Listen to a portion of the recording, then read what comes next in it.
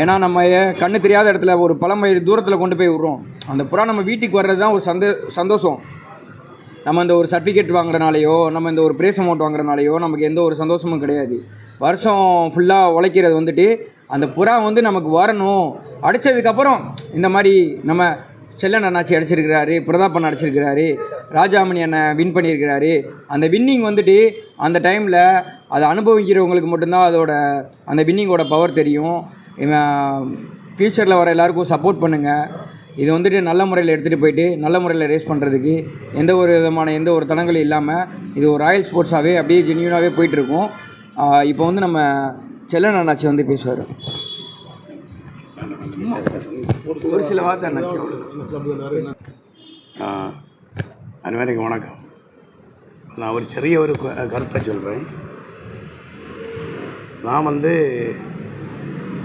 நிறைய புறாய்கள் வச்சு அனுபவப்பட்டு அதுலேருந்து நிறைய புறாய்களை கழித்து ஃபாரின் புறா இறக்கி அதை வச்சு தான் நாங்கள் ஓட்டிகிட்ருக்கோம். ஆனால் ஃபாரின் புறாய் இந்தியன் புறாய் மிக்சிங்கெலாம் ஓட்டிகிட்ருக்கோம்.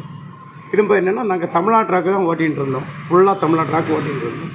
அதில் வந்து ஓட்டி நாங்கள் பிளேஸ்மெண்ட்டு பிடிச்சிருக்கோம்.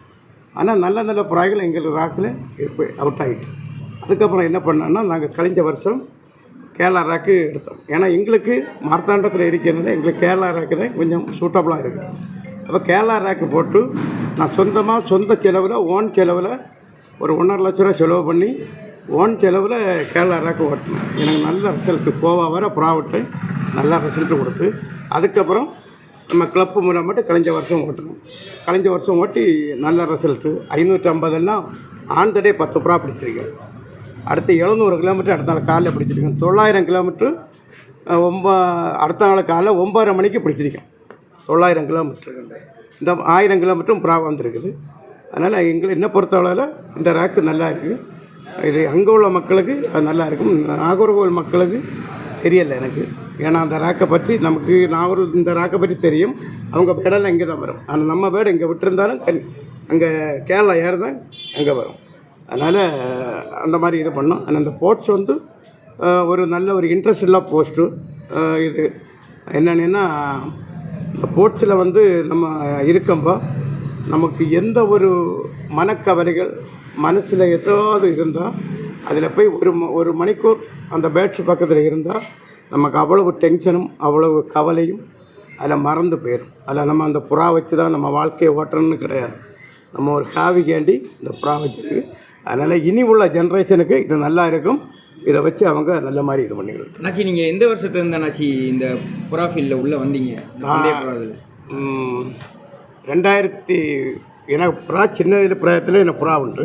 ஆனால் இவ்வளோ இன்ட்ரெஸ்டாக வச்சது வந்து 2010 வச்சு 2010 இப்போ வந்து பார்த்தீங்கன்னா 2025 முடிஞ்சு 2026 வரப்போகுது. கிட்ட பார்த்தீங்கன்னா 26 இயர்ஸ் 26 வருஷம் வந்து அண்ணாச்சி வந்து இதில் ட்ராவல் பண்ணியிருக்காங்க. அவங்களுக்கு இதில் நிறைய அனுபவம் இருக்கும்.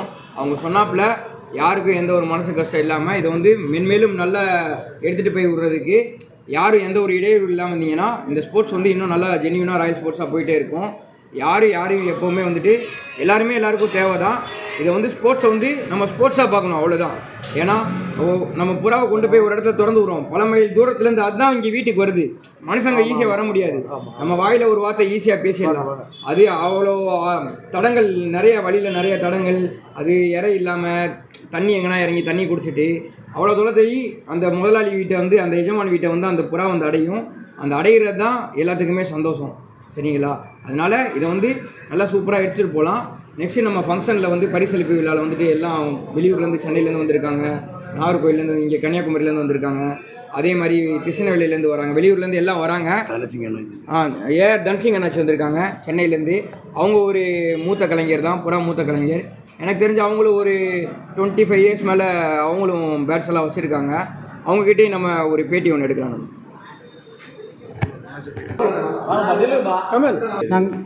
வணக்கம் சார். நாங்கள் சென்னையிலேருந்து புறா ஃபங்க்ஷனுக்கு வந்திருக்கோம்.